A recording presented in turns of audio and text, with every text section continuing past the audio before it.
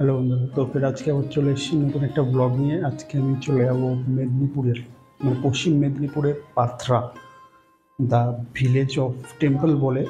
তো তার উদ্দেশ্যে এখন বিকেল বাজে 3:30, আমি রুম থেকে বেরোচ্ছি মেদিনীপুর নিমতলা বটতলা চক থেকে।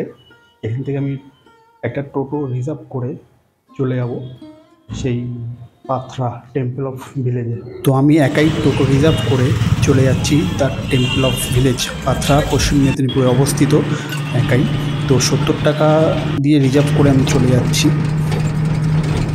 বটতলা থেকে টোটোতে করে প্রায় 45 মিনিটের রাস্তা, মানে ম্যাপে দেখাচ্ছে 31 মিনিট, সেটা টোটোতে কম বেশি রাস্তা খারাপের জন্য 45 মিনিট লাগবেই। এখান থেকে কিছুটা দূরে রয়েছে পাথরা ব্রিজ।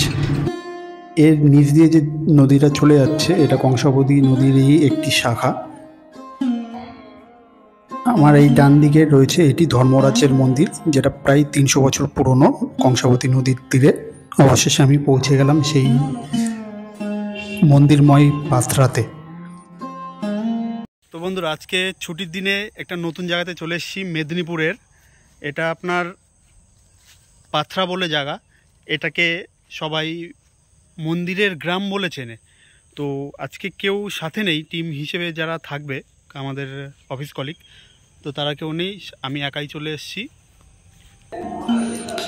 এটা কংসাবতী নদীর তীরে অবস্থিত। তো এই মন্দিরের এই ইট এবং অন্যান্য উপকরণ দেখে এটা প্রমাণিত হয় যে এটা প্রায় 200-300 বছর পুরনো একটি মন্দির। বহু বছর পুরনো এই মন্দিরগুলি। এদিকটাতেই কংসাবতী নদী রয়েছে। তো নদীর তীরেই এই ছোট্ট মন্দিরের গ্রাম।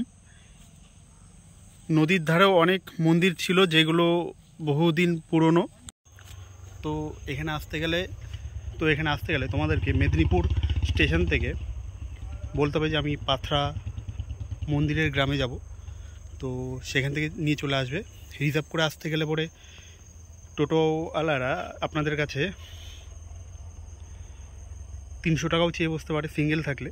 আর যদি আপনারা টিম হিসেবে আসেন তো সেখানে 100 টাকাও মাথাপিছু পড়তে পারে, বা 50 টাকাও পড়তে পারে। সেটা আপনারা যদি একটু বার্গেনিং করে নিন তাহলে পরে আপনাদের সুবিধার্থে এটা সহজ হয়ে যাবে।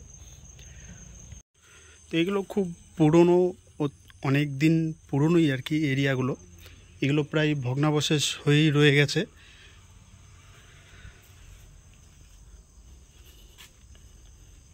তো আপাতত এখানে খুব কম সংখ্যক লোকজন রয়েছে বলে জায়গাটা প্রায় নিরিবিলি শান্ত প্রকৃতির রয়েছে। এটা রাস্তার এপারে নবরত্ন মন্দির।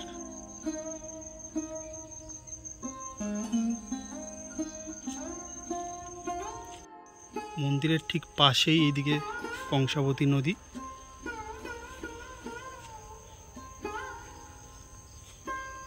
তো আজকের ভিডিওটা আমি এখানেই শেষ করছি। দেখা হচ্ছে আবার অন্য কোনো দিন অন্য কোনো ভিডিওতে।